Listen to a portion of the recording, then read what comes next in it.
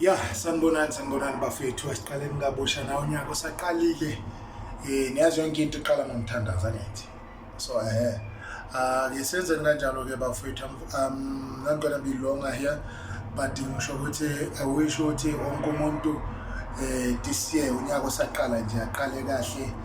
Aqale ngomthandazo. Ahamba khona ahambe noNkulunkulu. Khipha bonke abantu abanegative empilweni yakho ukuze nawe yenze kahle empilweni. Akukho ozokwenza ukhambe la right uNkulunkulu mayengekho. Always invite God kuwonke ama plans wakho, uinvite uNkulunkulu. Nasonke isikhathi abangani abeke bafikele emuva kuqala uNkulunkulu akafike eqala. So ngaleyo ndlela bakithi ngithi please take care, nebusiseke kuyonke into niyenza ukuthi siye ngilangazelela konke okuhle empilweni.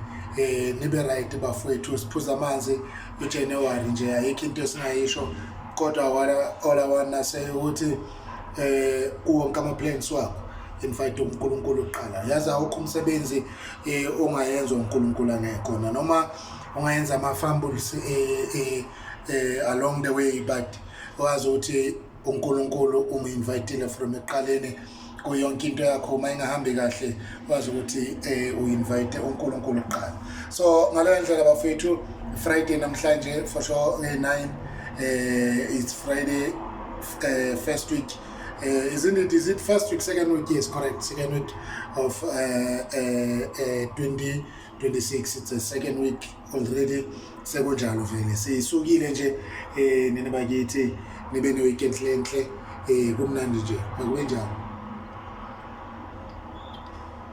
Phuzela amanzi nje. Just amanzi. Akukho kunye.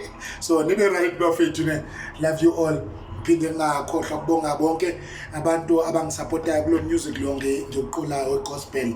Don't forget to go and stream, don't forget to go and download, don't forget to subscribe on my Facebook channel, on my YouTube channel, on my TikTok. Don't forget, you must follow me so that we can grow all together.